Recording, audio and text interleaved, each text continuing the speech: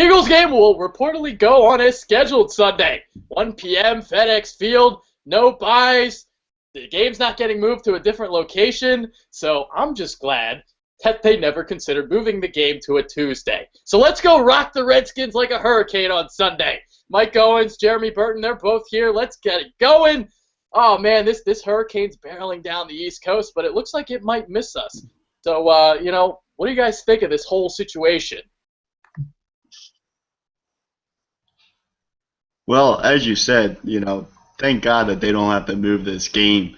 You never want to be in a position where you have to play a game later on in the week because we all remember what happened when we had to go out and play the Vikings on a Tuesday. So, thank God. It looks like the hurricane is going to miss us, and it's not going to make landfall. It's going to go to the east of us and go off into the sea. Yeah, I think we will avoid Joaquin and take on the Redskins full force, and I honestly think we're going to have little trouble. I think Bradford will finally maybe show us why we brought him here. Honestly, the Redskins are marred with injuries, and it's a really great matchup. I think we're going to move the ball, and Chip's going to get us to 2-2. Yeah, I was hoping for a little while that they would move the game to like Detroit or something on in a dome, fast track of a turf. But they're going to play the game in Washington, and what I'm a little bit afraid about is the wind. The wind's the factor here on Sunday. It's projected to go like 18 to 20 miles an hour. It's pretty heavy wind, and that's what I'm concerned about. What do you guys think? Well, considering that we just brought in a new kicker, I guess he's going to be thrown right into the wind tunnel here, you could say, instead of being thrown into the fire.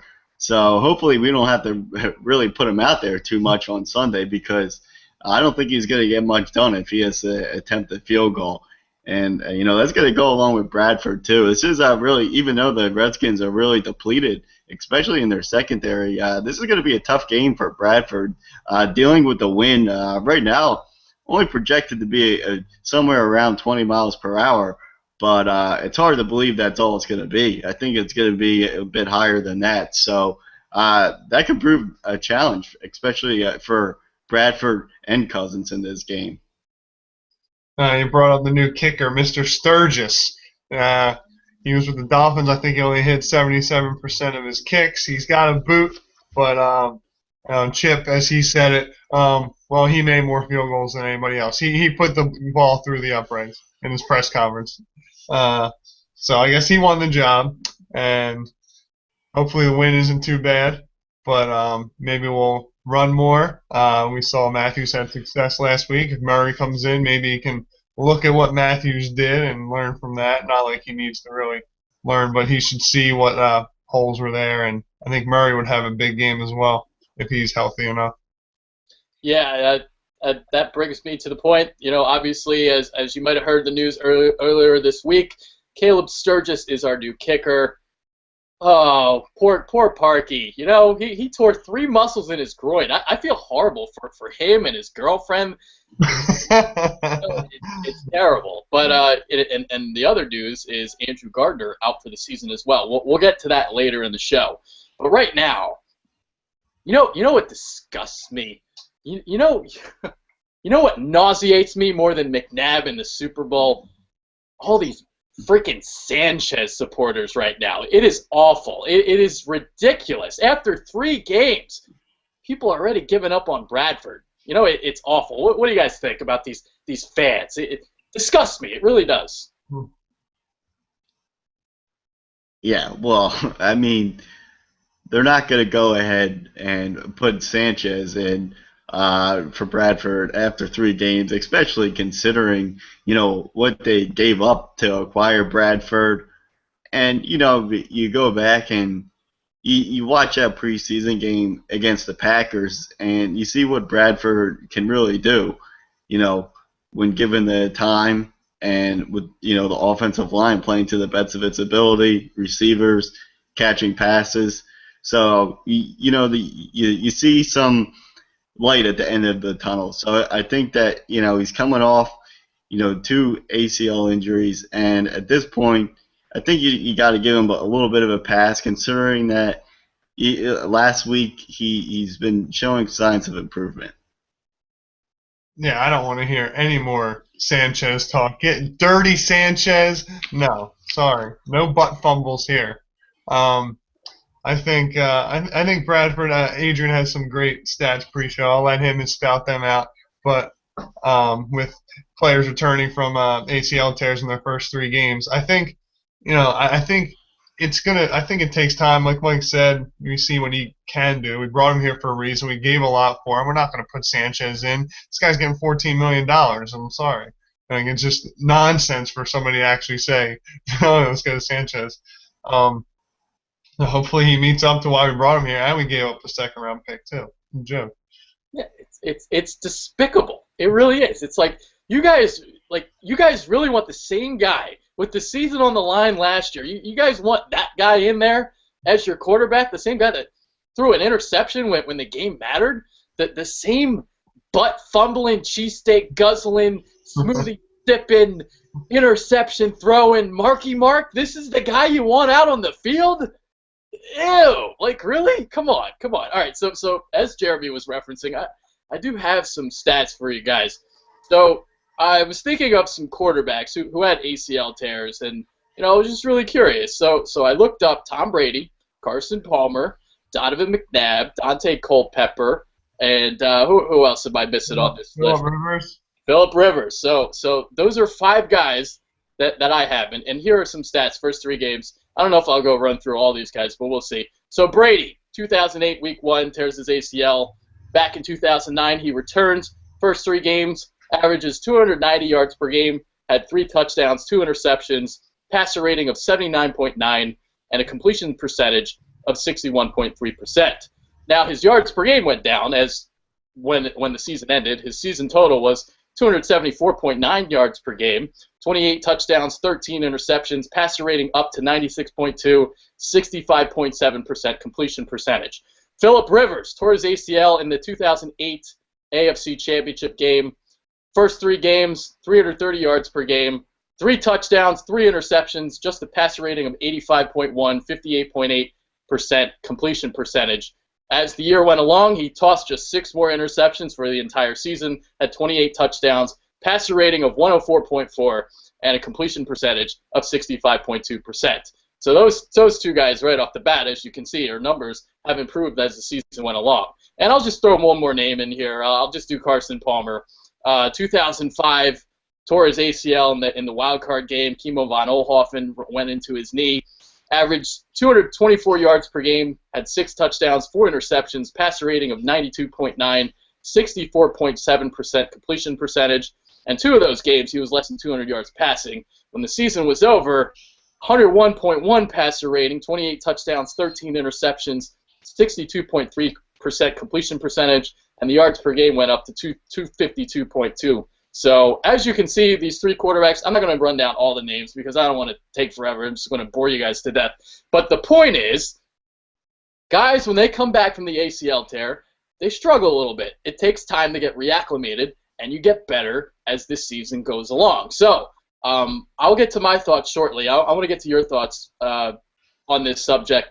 What is it coming back from an injury like this? Why does it take a little while to get reacclimated and such? Well, I even think that with Bradford, it's even more of a special case because, this is a guy who's had the injury, twice 2 seasons in a row. So it's going to take him maybe even a bit longer. And coming back from an injury like that, especially a guy who comes over to a new team like Bradford is, not only is he trying to get acclimated with his new teammates and really a bunch of new people in Philadelphia after the offseason, but, as a quarterback, it takes some time to get used to taking those hits, going through your progressions. And that's one thing that Bradford has really struggled with early on here. So, that's what really makes it tough. And especially, like I said, with Bradford's case, you get the whole new team and, back-to-back seasons with injury. Yeah, that's some great points. You pretty much nailed anything I would say. But just to, I completely agree with Mike.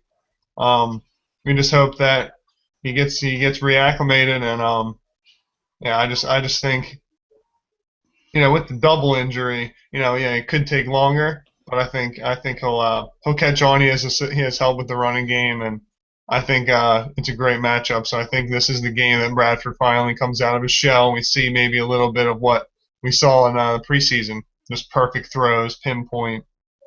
You can just hope for the best.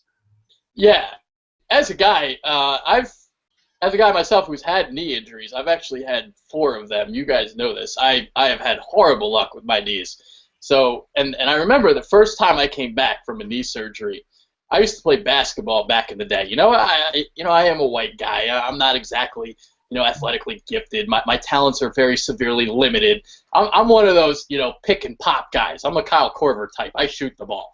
But just from firsthand experience, I remember when I first came back, doing the crossover, planning, going from right to left, and doing the step back jumper, you do kind of hesitate a little bit, and there is, you got to get used to it all again, and even going up for rebounds and coming down on it, you're a little bit scared, and just from the first-hand experience of what I'm seeing with Bradford is I'm seeing a little bit of hesitation when he's planting and stuff like that. He's just a little slow right now. It looks like the game's moving a little bit fast. It's almost like he's a rookie again. What do you guys think of what you're seeing from Bradford so far? What are the weaknesses that you're seeing? Well, yeah, you bring up the hesitation, and the big thing with Bradford right now is he's not making accurate passes because he's not setting his feet.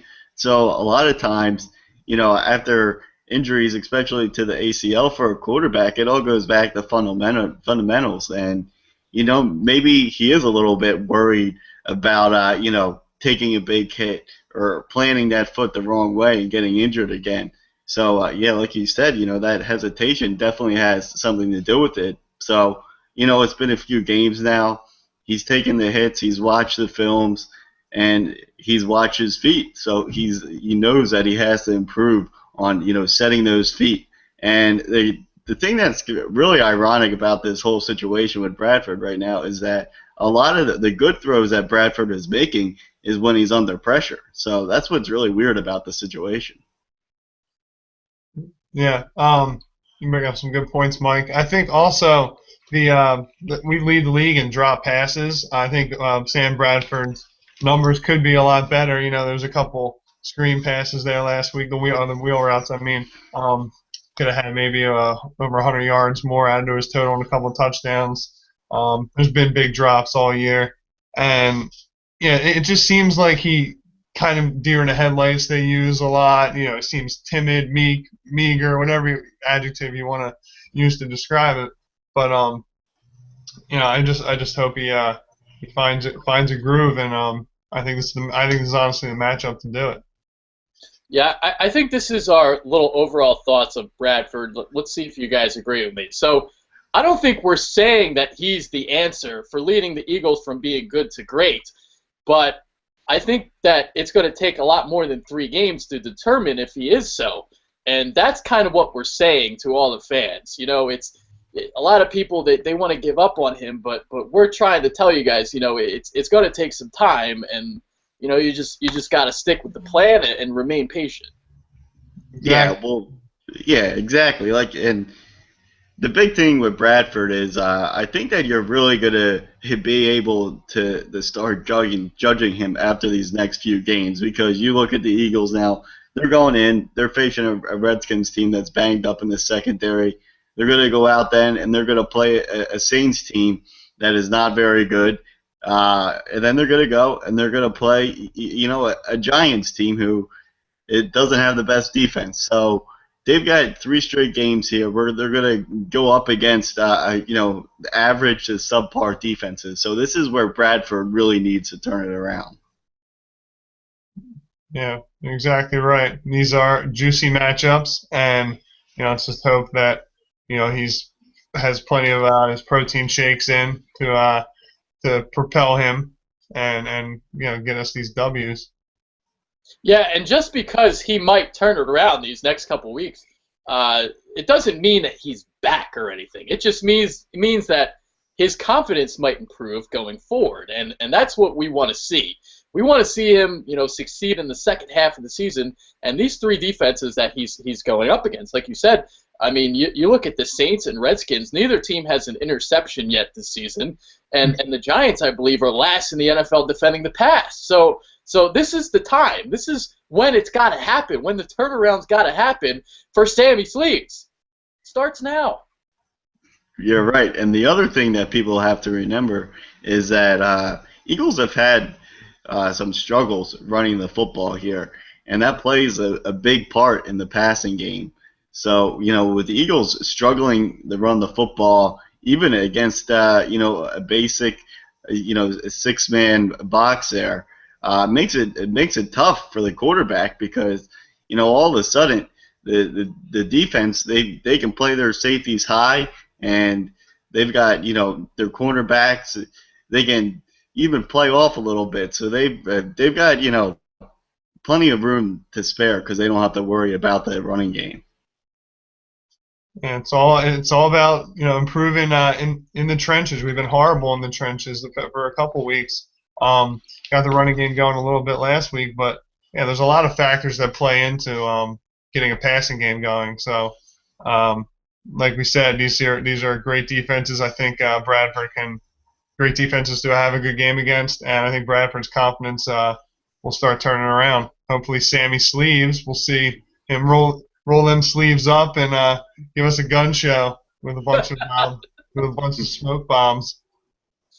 Oh well, the sun's not going to be out on Sunday, so none of that sun's out, guns out stuff. But yeah, so the stats that I was going to bring up, but Mike already kind of talked about the deep pass. All right, so here are the numbers so far for Bradford. Only 6% of his dropbacks have been a deep pass, and a deep pass is 20 yards or more. And that number is down from 13.1% in 2012 and 11.5% in 2011, his last two full seasons in the league. He completed 26 deep passes in 2012, 12th most in the league, 16 in 2011, 23rd, but has 0 in 7 deep pass attempts this season. So obviously they're not throwing the ball downfield, and the opinion of Bradford has always been that he's been a little bit more conservative, and he's been extra conservative this season because not only are his receivers not getting open, the running backs were not generating a running game. So that's not going to allow those safeties to creep forward in the box, and that's why they're not throwing deep. And Chip's also been very conservative with his play calling. So I think that's the entire reason of why they're not going deep yet. I was hoping that this was the week where you could really start throwing the ball deep, but if the winds are going to be gusting at 20 miles an hour consistently throughout the afternoon, it's going to be hard to do that. Yeah, well, how you open up this passing game, what you have to do is, first off, they have to get that running game going. They have to get, all three backs going at the same time. And the receivers have to start catching, some passes. Bradford's receivers are not helping him right now. We're up there among leading the league in drop passes. So receivers got to catch the ball, make those 10-yard catches. We start to do that, and along with the running game going, then you'll start to see those safeties creep down a little bit. Yeah, Chip's just got to, exploit his matchups. I like Sproles again in this game. I think this is a beatable defense. You just got to, get Bradford time. I think the offensive line has to show up huge. I need to see more out of Jason Peters. It looks like Father Time's catching up with him. And we also got Gardner could be a big loss because he was arguably like the second best offensive lineman for us all year. I think winning in the trenches, get a running game started, exploit your matchups, and catch the damn ball and hold on to it. I think Bradford will be just fine, and offense will be just fine, and we'll put up at least a 35 spot on the Redskins. Yeah. Going back to the drop numbers, I believe the stat is we're tied with the Texans and Jaguars with the most drops in the NFL. This is according to SportingCharts.com, because there are different sites that have different stats and there's different interpretations of what a drop actually is, because Pro Football Focus, the Eagles are tied with the Giants for the most drops in the NFL. So there's that stat, and the other stat that I have is the Eagles. They dropped the ball on 8.5% of pass attempts. That's the second most in the NFL.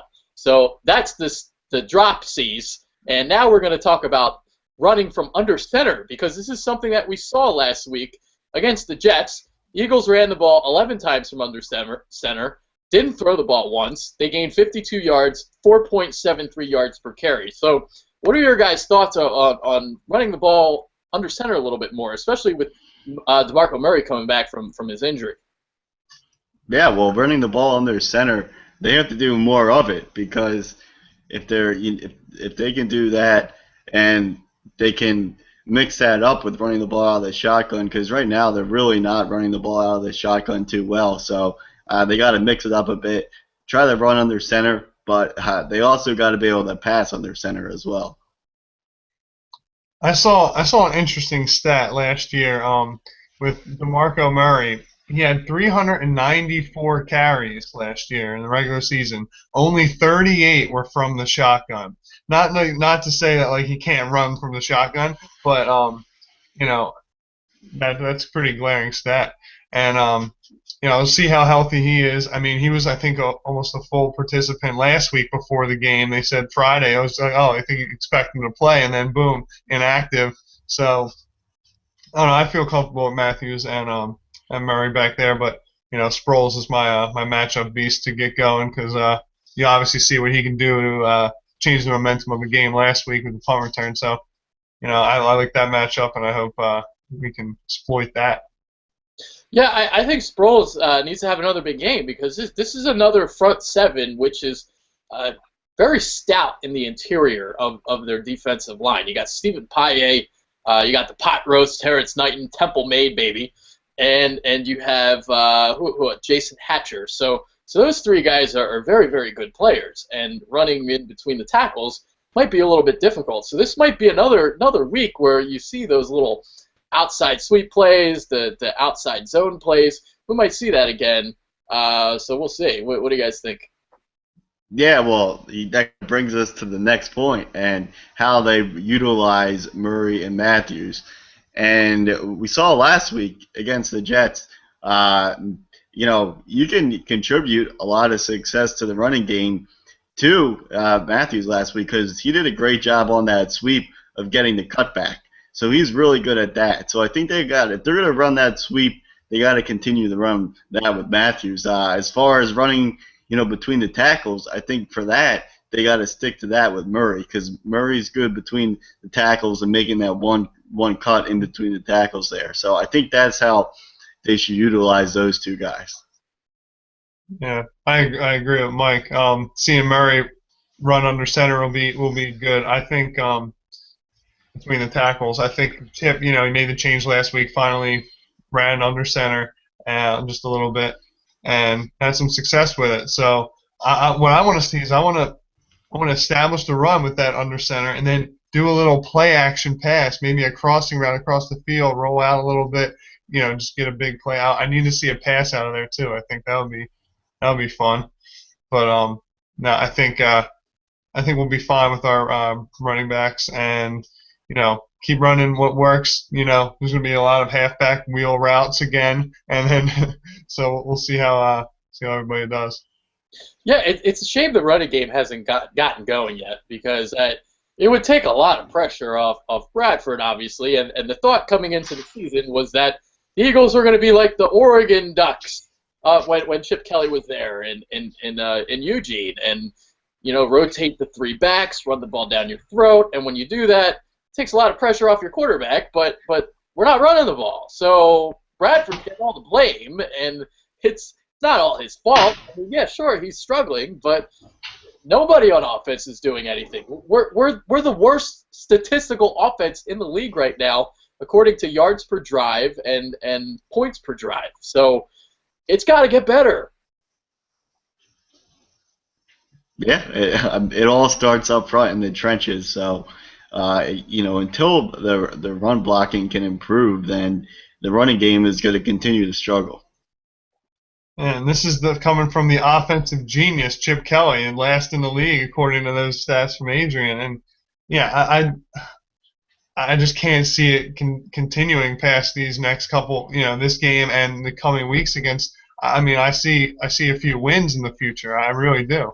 I think Chip's, going to start to find a groove. We'll get healthier. We found out good news. Kiko won't be out the whole year. Maybe we'll be back in a few weeks or after the bye. So, you know, I think I just love this game. I think we're going to do great. Yeah, and this brings me to the Gardner point. I'm with Jeremy. I think Gardner's been the second best lineman on this team so far this year. It's not really saying much, but the skepticism of the offensive line from the fans, it's genuine, but at the same time, it shouldn't be garnered towards Gardner. I thought Gardner's been playing pretty well. His run blocking's been good, and that means Matt Tobin is now going to step in here as the guard, and we'll see what happens. What are your guys' thoughts on Tobin? Yeah, well, Tobin's a guy who's been here. He's been in the system, so that's not going to be a problem. I think it's losing Gardner.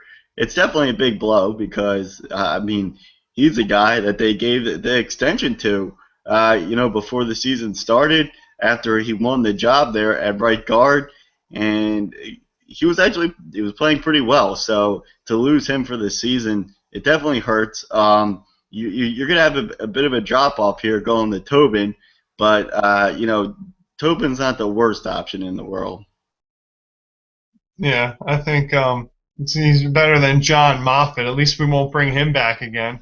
But I think Tobin, he's versatile. He's also filled in for Jason Peters at left tackle if something were to happen. And then, I prefer Tobin over the likes of Dennis Kelly, who's a 6'7" ogre who can't run. He can just do the line of scrimmage. Tobin can get out. He can run, he can pull, and he can get out in the second level a little better. So, we'll see. I think I think he's got to help.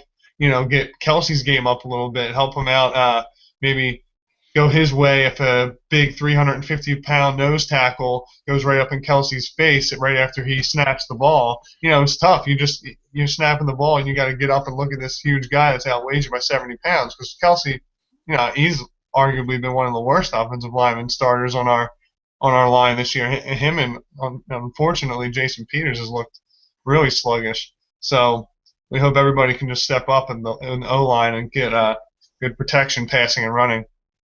Yeah, the thing I've noticed with Tobin, he caught my eye initially last preseason, had a really, really good preseason, but unfortunately it didn't translate to the regular season, really, really struggled. Had another good preseason this year, so hopefully it translates this time. I do think this injury is a little bit more, a little bit more, what's the word, concerning than people think. And I don't know. I think Gardner's a little bit better than people think.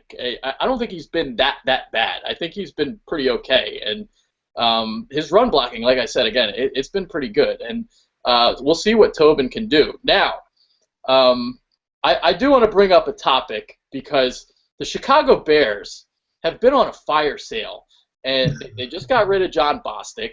Who else did they get rid of? They just got someone up. They got rid of Jared Allen too. So my question to you guys, I have a feeling my answer is going to be different than yours, but who's the one guy on that team that you guys would want? Alshon Jeffrey, please.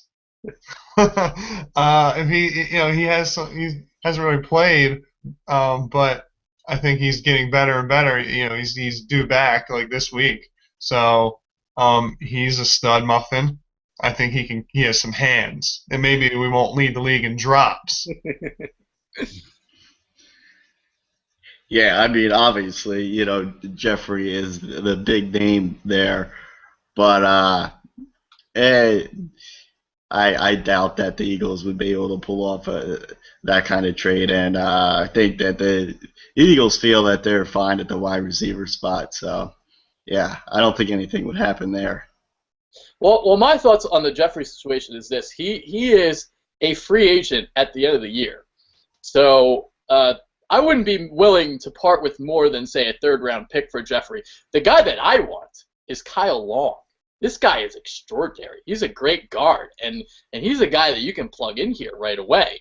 And Jeffrey would be great if you can get him and extend him. But I'm not like the Eagles' Twitter is going crazy. You know how everyone likes to play GM on Twitter. Well, everybody wants Alshon Jeffrey. He's just so coveted. But it's like the trade proposals that I've seen are just absolutely absurd. They're like, yeah, I'll give up Vinny Curry and I'll even do Kiko straight up for Jeffrey. I'm like, like you guys are idiots. I wouldn't give up more than a third or fourth rounder for him. That's me. He's a free agent at the end of the year.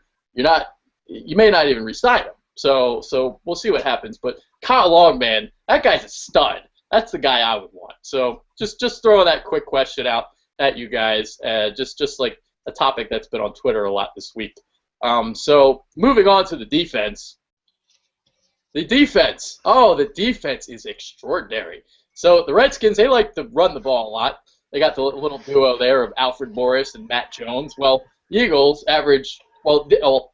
teams are only averaging 3.1 yards a carry against us, and Eagles lead the league in that. So best defense against the run in the NFL. And Kirk Cousins, he's prone to turn the ball over, and the Eagles right now are tied for third in the NFL in turnovers. And the number that I have on Kirk Cousins is that when he throws 2 or more interceptions, the Redskins are 0-8. So get to Kirk Cousins, make him turn the ball over, and you win the game.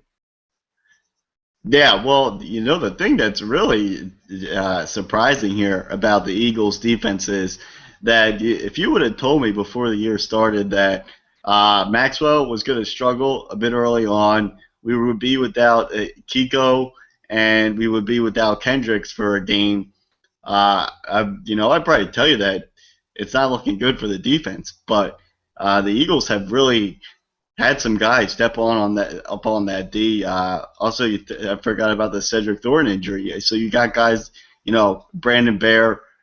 You got rookies like Jordan Hicks and Eric Rowe really stepping up on that defense. And I would say that right now the defense is playing a lot better than expected. They're the strength of this football team. And it's pretty crazy that we're saying that right now, but it's true. They're playing outstanding. And really, the guys that are really standing out on that defense are our safeties. All off season, we talked about how we're worried about we can't get a safety in here. Ever since Dawkins, we can't find that guy to come in and play safety. Well, I think with Jenkins and Thurman, they've really got a solid group of safeties. The defense has been a joy to watch. And I'll go right to the safeties. It's Malcolm Jenkins is Mr. Consistency. He's been great ever since we've got him. And then Thurman got a lot of heat saying, I don't know if he can play safety, all this. He's been spot on. And the defensive rookies have stepped up. Hicks has been swarming all over the field last week. That was a lot of fun to watch. Eric Rowe came up with some big plays. I think we can definitely get to Kirk Cousins. I want to see more sacks. We only have 1 sack last week. I want to get at the quarterback, win in the trenches, make Cousins beat us, and make him throw a lot because he'll put up some yards maybe, but he'll throw interceptions. And with the way our secondary's been playing, Nolan Carroll stepped up a lot. Honestly, I think the worst in our starting secondary has been Maxwell. I had to go game by game, but I hopefully he just acclimates himself more and not get toasted. Well, they don't have Deshaun, I don't think so. They'll have Pierre Garçon and the likes of Jordan Reed, who's a matchup tight end problem. But I think Hicks can handle him. So we'll see. It'll be fun. Yeah, here are my thoughts on the safety position. Jenkins obviously has been a stud. Thurman's been the guy. I was a little bit concerned with him coming into the year in terms of his tackling ability and being that in the box kind of guy when they needed him to be. But his tackling has been superb, and obviously he's generating turnovers. During the offseason, obviously Devin McCourty was the guy that that the Eagles were targeting and obviously went back to New England. And a lot of Eagles fans, they wanted to bring in a guy like Raheem Moore or there were a lot of names out there, but they weren't great names. So my thought process was always, I want to go take a cornerback and make him a safety. I didn't think Thurman was going to be that guy, but that was kind of my thought process. I wanted to save money at that spot and just have some corner turn to safety, and that's exactly what they did. And I mean, Chip's looking like a genius on that. I mean, obviously offensively not right now, but defensively it's looking great. I mean, it's awesome. Yeah, well, the other thing is everyone was really not happy with the Boykin trade. We kind of were upset about it too, and the way that Chip has really made up for that is he's had Jenkins and Thurman play a majority of time in the slot position, and well, they've done an outstanding job. The one play that I remember with Jenkins last week is they threw the screen pass out there to Brandon Marshall, and well, Jenkins he just did an outstanding job of tackling Marshall by his feet, and Marshall stumbled back for a loss of like 5 yards. And Jenkins has done that consistently this season. Just step up and play a wide receiver and make good plays. Yeah. But yeah, the safeties have really. I agree. And I also just want to see more. Like I said, more pressure on the quarterback, and I want to see how I'm interested now, seeing how Rowe made the jump last week. Made about 2 big plays. What if he can learn from that, expand a little more, and actually maybe play significant nickel or outside, move Carroll in the nickel or play significant time, play significant snaps, and actually still continue to be better. I'm anxious to watch him improve throughout the year. It seems like he finally made that initial step, had his first pick. Now he's feeling better about himself. He's known to be a smart corner, coming out of college, and good work ethic. So I'm happy to see Rowe the rest of the way. Yeah, and just talk about Carroll really quickly. Obviously struggled against Atlanta, but I thought the last 2 games he's been outstanding. Gets a lot of heat from Eagles fans. I think he's been really, really good. Playing the press technique. I mean, he had 2 or 3 deep balls last week that he played beautifully, and we saw that in the preseason as well. So, maybe Carroll was the guy they should have gave $63 million to, not Maxwell. But Maxwell. I mean, it's funny because the secondary's looking good, and it's not because of Maxwell at all. Maxwell's not really looking great at all, and but it's okay because the rest of the defense is stepping up. Now, the topic I want to talk about now is inside linebacker. Jordan Hicks had himself a ball game last week. D'Amico Ryans has not looked good so far this year. So, do you guys want to see Hicks out on the field a little bit more, maybe even get more snaps than Miko? What do you guys think? Oh, I would love to see more of Jordan Hicks, and we'll see if Kendricks suits up this week. He's been limited. So I'd like to see a Kendricks-Hicks combo. That sounds fine. Hicks has been all over the field. It was just such an impressive performance, leading our team in tackles and getting the awareness to finish a play. Like he saw the fumble, he picked that right up. Had the awareness to catch that tip ball and interception. He finishes plays. He looked great tackling. I think Adrian might have misdiagnosed Jordan Hicks. I think he hated him, and now I think he loves him. So, he's been a joy to watch, and I think, Kiko, we got good news. He's not going to be out the whole year. So, getting that rotation going we had 4 linebackers now like that if everybody's healthy with Kiko, Ryans, Kendricks, and now Hicks showing to be a playmaker. It's exciting. Yeah, well, with you have Hicks, and if you're gonna have Kendricks out there, you have both of them out there at the same time. I mean, you've got some speed out there with those 2 guys, so that's really exciting. Jordan Hicks, I mean, this guy is he's balling right now, and he could prove to be a big part of this defense the rest of the way here, and he could really prove to be one of those unsung heroes for the defense for the season, because he's a guy coming into the year that honestly I didn't even know if he was going to be able to get on the field with the three guys that we had there with Kiko and D'Amico and Kendricks. Yeah, and that's why I hated the pick so much. They had so much depth at inside linebacker already, and you're bringing in this guy. It was just like, what the hell? And coming off all the injuries, and obviously the guard position was a spot where we needed help at, and that's why I was so pissed off at the pick. But I'll tell you what, man, I want a Hicks jersey. I am all about him right now. He is outstanding, man. The way he's diagnosing the runs, and he's at the line of scrimmage. Running backs aren't getting more than like 2 yards against him. So and then he's making plays in coverage, and he's outstanding, man. I love him, and I got a new man crush. I do. I want to cuddle with Jordan.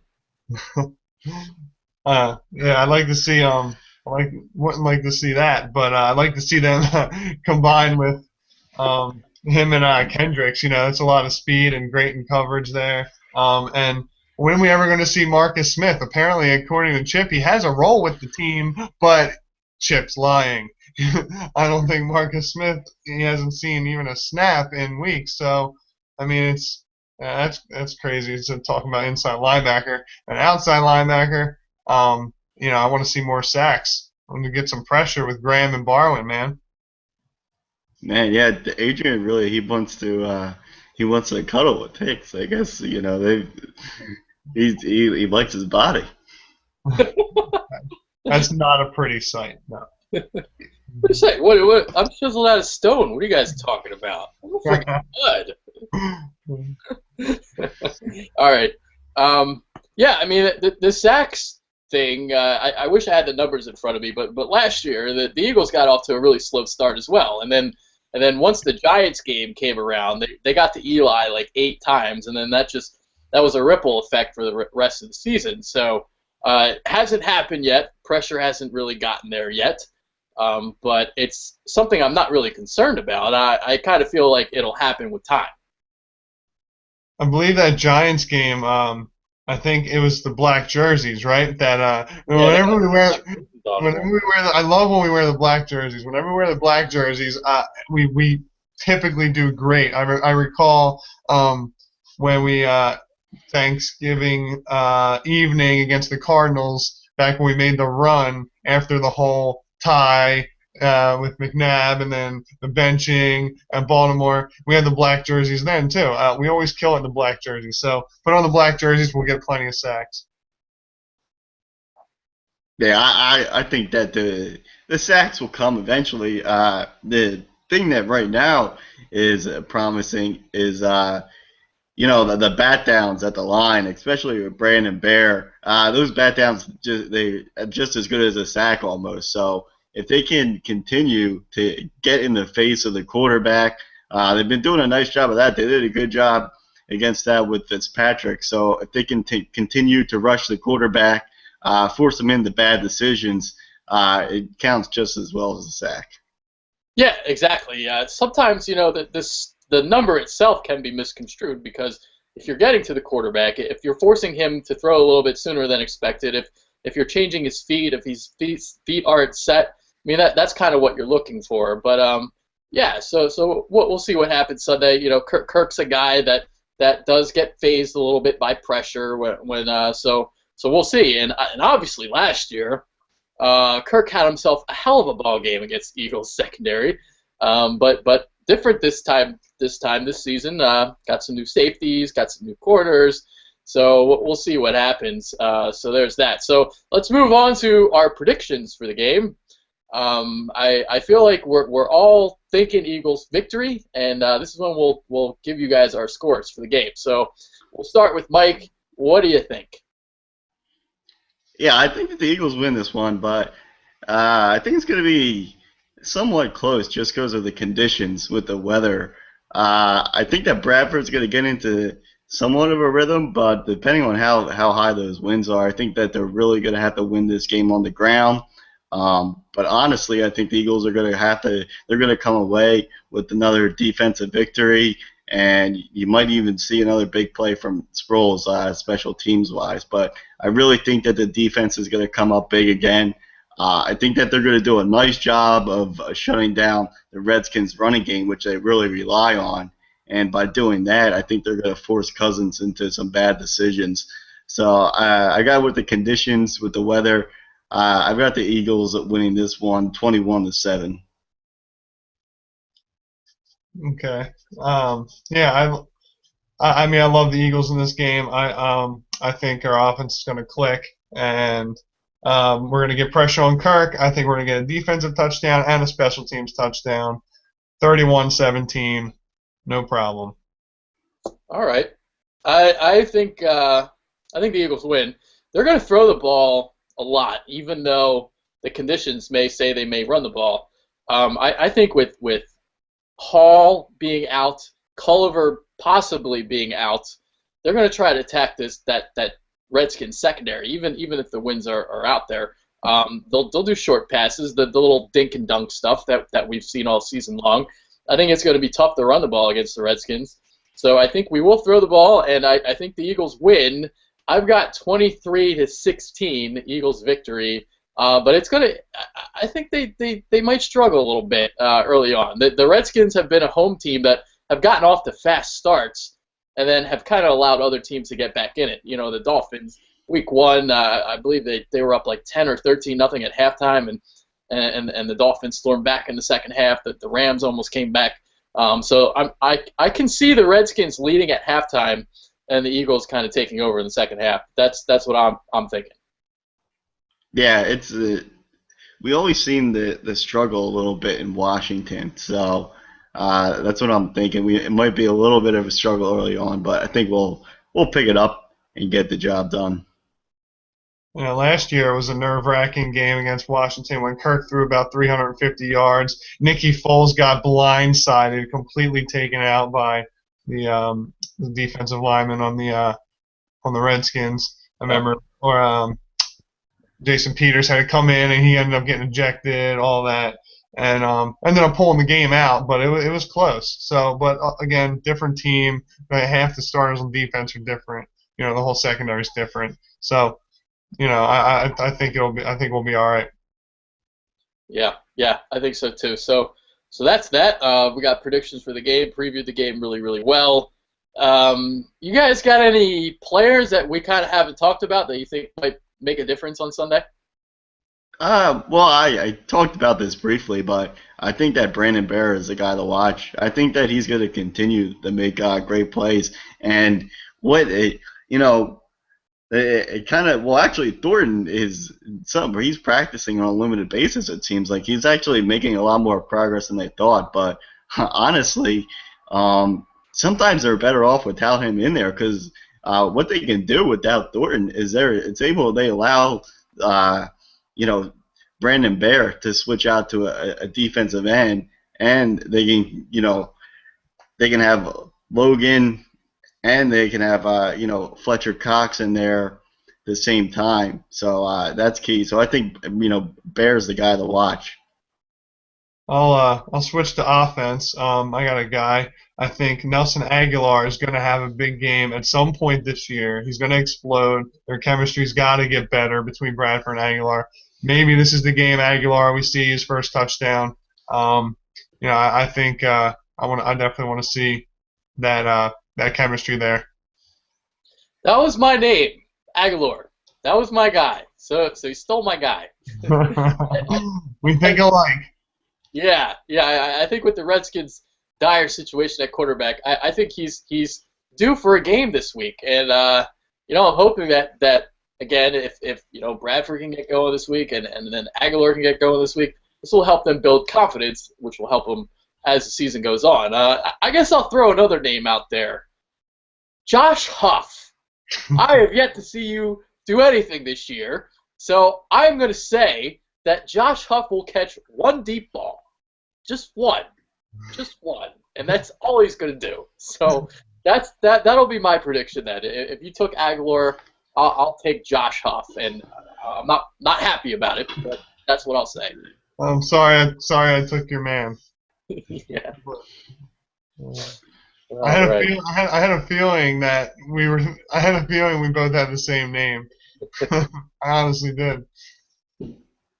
Yeah. So yeah. I mean, he's got to get better. He's got to start producing a little bit more, and some of it's not his fault either because Bradford, he's been the one read check down quarterback so far this year. So he's not even looking Aguilar's way sometimes. Although obviously last week struggled against Revis. But week 1 against Atlanta, I've said this before, Aguilar was getting separation. He just wasn't getting targeted. Week 2 against Dallas, he struggled. So if he can play like he did against Atlanta and Bradford looks his way a little bit more, then that's what I'm thinking. Because it seems like he's just looking at Jordan Matthews, and that's it, really. Yeah, obviously Jordan Matthews is the only guy that's doing anything among the wide receivers. So any type of production from anyone else would be greatly appreciated. So hopefully, this is a week that maybe Huff does something. But yeah, as far as going downfield, Huff and Aguilar would be the guys. What about your boy, Mike, Zach Ertz? Can we get him involved? Can we get Zach Ertz involved? He can't block for shit, but he did have 15 catches, in that game against Washington in D.C., last year. So, hopefully we do that again because I would love them to get Ertz more involved. But right now, doesn't seem like they're doing it. Yeah, I agree with you. It's like last year was supposed to be his breakout year, and then Lineman got hurt, and he was forced to sit on the bench more because Selleck's a better blocker. Well, this year, he's just not on the field again, and it's just like disappointing. So hopefully he can start turning it around. Obviously missed all preseason, so that might be a factor.